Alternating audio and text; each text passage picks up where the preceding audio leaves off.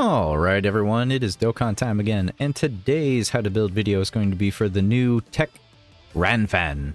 So, if you don't recognize this character, then that probably just means that we might not be able to be friends because you didn't watch the original Dragon Ball, which is perfectly fine. Everyone's entitled to watch and not watch, but anyways, yes, she is from the original Dragon Ball. She was part of the World Tournament, and that's kind of what she is. She's a World Tournament Peppy Gal unit, and she's actually pretty good. So, we're going to go through the build suggestions and how to use her in this video. If you're new to the channel, basically what I do here is I make Dragon Ball videos and build videos for Dokkan Battle. If that sounds good to you, then please do go ahead and kamehameha the like and subscribe button. And we're just going to really jump right in.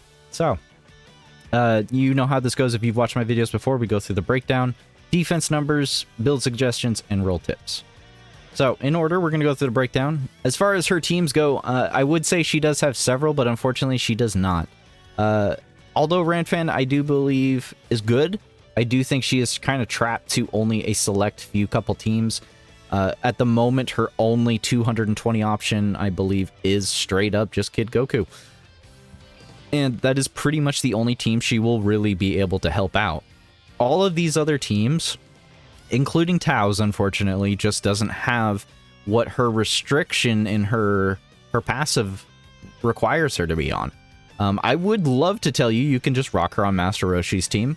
Unfortunately, Master Roshi has dramatically fallen off. The meta has curbed so hard within the last 8 months that it just is almost nearly impossible to run him in the majority of the new content. Though I'm sure a lot of people have their magical witchcraftingness that can make him get through it. But he is unfortunately pretty weak as far as being a leader goes, so I would not suggest it. Now, her leader skill is a Peppy Gal Super Tech type, Ki +3 HP attack and defense 120. Her super attack is Fake Tears and raises attack and defense for 1 turn, and she raises allies' attack and defense by 30% for 2 turns. This is pretty huge. This is insane. Like, seriously, it's pretty crazy just how big of a boost that is. That's a 30% off rotational support. We don't get this kind of support all the time, unless they're Pan. Anyways, but anyways, moving on from her passive, attack and defense 200%, chance of evading enemies' attack 40%, all allies Ki +1, defense +40%, and plus an additional Ki +1 in defense +30% for characters who also belong to the Peppy Gals category. So what this means is that all Peppy Gals category allies are getting Ki +2 and defense of 70%. Now when attacking, attack and defense of 200%, attack and defense 50% up to 200, and chance of evading enemies' attack and damage reduction rate of 10% up to 40% per Peppy Gals category ally on the team. Now, before we move any further in here, this is what I was talking about when we were talking about her leader options. Basically, she has to have a total of 3 other Peppy Gal units on the team and constantly being used, basically. So, in order to really benefit from using her and actually just use her in general, you have to have a team that can have 3 other Peppy Gal units rocking at all points of time. This means that 4 out of 6 of your team is going to be a Peppy Gal, because the friend unit will not count, unfortunately. And even if it did, it wouldn't matter because she has a cap on that on it. But anyways, so Tao unfortunately is a unit that kind of demands to be using more extreme kind of class units. You technically could rock a team with just Tao and maybe General Blue or something, and then kind of rock some other, maybe some Peppy Gal units because he's an Earthlings category 220. I just feel like the team would be so massively weak and purely depending on Tao for everything that I'm not sure how well it would work, and I just feel like the synergy would be insanely low. Though I can say it is doable. So Tao is an option, but I just feel like Kid Goku, with how crazy strong he is, with the Path to Power Kid Goku that he has access to, and then his own raising attack and stacking, he just becomes quickly very dominant as a unit. That he already uses Kid Chi-Chi. He's already utilizing Bulma's. So, I mean, he helps out quite a bit. And we keep getting support from Pans as well. I don't think the Pans count as Peppy Gals, but still. I think Kid Goku would be a little bit easier to run, but I could be very wrong on that. Tao is still a very good option, but at the time of recording, I only suggest Kid Goku. Actually, I do have one other recommendation. And it's not one that I would normally suggest because, well, it would mean that you're running her without a leader skill. And that is going to be for this girl right here. Well, girls, technically. Kale and Khalifa. Cauliflower, if you will. They are purely a Universe 6 team. This is usually what this girl runs, is a Universe 6 team of Ki plus 4 HP attack and defense at 220. So if you do have her and you run just a pure Universe 6 team and then you throw Ranfan on there, the majority of Universe 6 girls that you're going to be rocking are all Peppy Gals. So honestly, you could very well just rock, you know, the physical Kale Khalifa, the tech Kale Khalifa, the tech Khalifa right here. You could be rocking, who else? You could run even this tech Kale. I mean, you could make it work, is what I'm saying. Heck, you could throw on Chi-Lai. Even Chi-Lai can go onto that team just because she's just a floating support dodge unit. So technically, you could make a really wonky Peppy Gal team that just has 2 crazy floating support units to buff this team. You could do it, but it would mean that they are straight, pure dodge or die, and Ranfan would die instantaneously from basically a normal. So if you're willing to throw throw into the slots and hope that she dodges or dies on that team, by all means, she can do it. And her support is crazy enough to actually make it kind of worth it. So continuing on with her kit, after receiving or evading attack, all allies attack plus 20%. Peppy Gal's category allies excluded.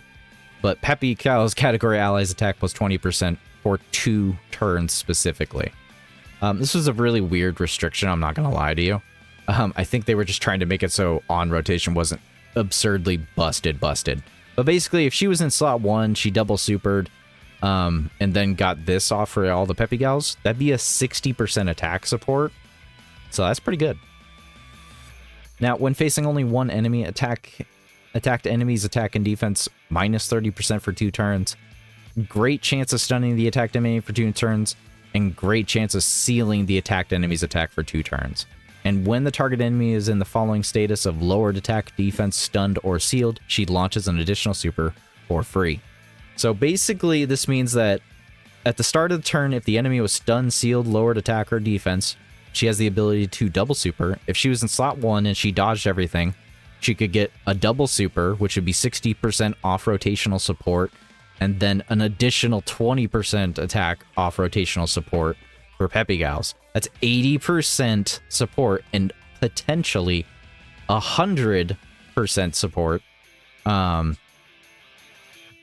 Wait, did I math that right? Yeah, if she triple supers, it's a 60. 20% with this would be 80. But yeah, it is a crazy amount of support that she can give. Crazy amount of support. Anyways, Link skills, Battlefield Diva, Brainiacs, Coward, Guidance of the Dragon Balls, Incredible Adventure, Infighter, and Shattering the Limit. So her links are primary Dragon Ball Saga or Battlefield, basically Peppy Gals. She's not on a crazy amount of teams, and I don't think that she needs to be. She just needs to be primarily with Peppy Gals. If you can run a team with 4 Peppy Gals, that's the team she can be on. As far as her link partners go, she doesn't really have link partners, I would say. It's just straight up Peppy Gals, randomly placed Peppy Gals. None of these Peppy Gals are actually usable in the current content. It's very random bits of events and so forth that she could be utilized in. So she's not really going to be usable other than World Tournament, Dragon Ball Saga-esque teams, or Peppy Gal teams. That's pretty much where she's going to be at most of the time. But anyways, with all that being said, let's kind of move on to the defense numbers. All right, so these defense numbers...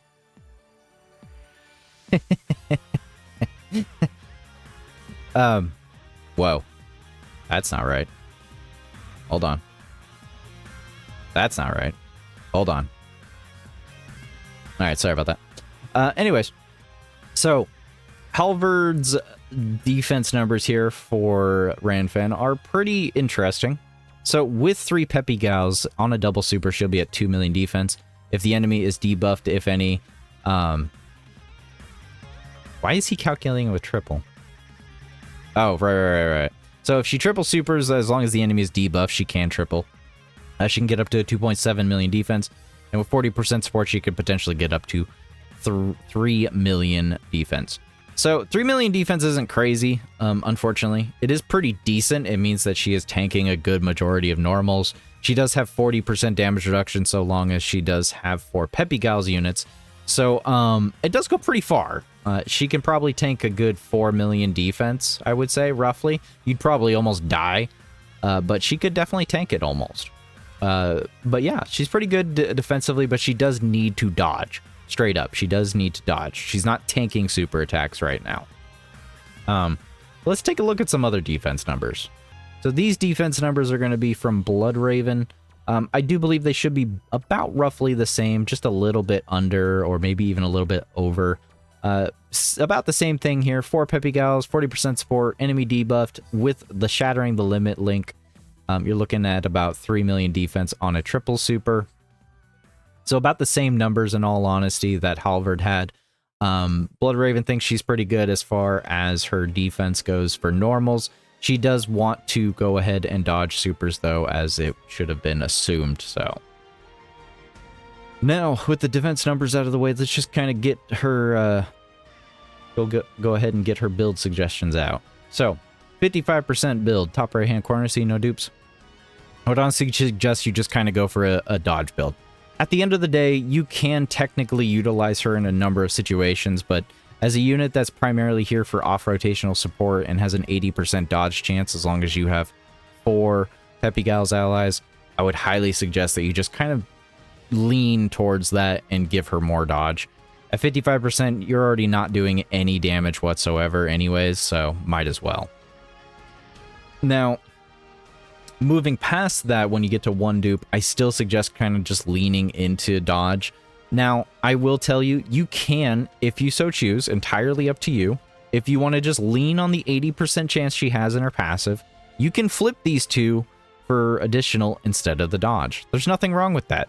The additional going off is just going to mean that she will have a little bit better defense as far as tanking a normal, and she'll have potentially extremely buffed your off-rotational support. So there is that to take into consideration if you do get a dupe with her. Now, as far as if you manage to get 2 dupes and above for her, 2 dupes would be bottom right hand path and top left hand path. I would just really still suggest full dodge. I mean, you really just want her to dodge so that she can live, because she's dying from just about every super possible, and just get that support and move on. But, you know, there are people that will probably want to just go ahead and give her additional. I don't think that's a big deal. I think the additional is valid because that would be a 60% off rotational support, which is very huge and would help an immense amount. It is a huge amount of extra support. Anybody that's familiar with using the Intelligence Daima Super Saiyan Goku knows very well that this can go very far for you. So I would not blame anyone for wanting to go for the additional build. Basically just all equips being additional, or if you want to just go full dodge, then all equips are basically just dodge. There is no difference between any of these builds. You go full dodge or you go full additional. That's pretty much it. She's pretty straightforward, thankfully. So, entirely player choice, though. Now, with that being said, we're just going to go ahead and move on to her role tips, and that'll be the final part of the video. So, she is a support unit through and through. Primarily, I would suggest Kid Goku's team as a leader. She can go on General Tao's team, as I said before. This is an option. I just kind of feel like Mercenary Tao's team is just really...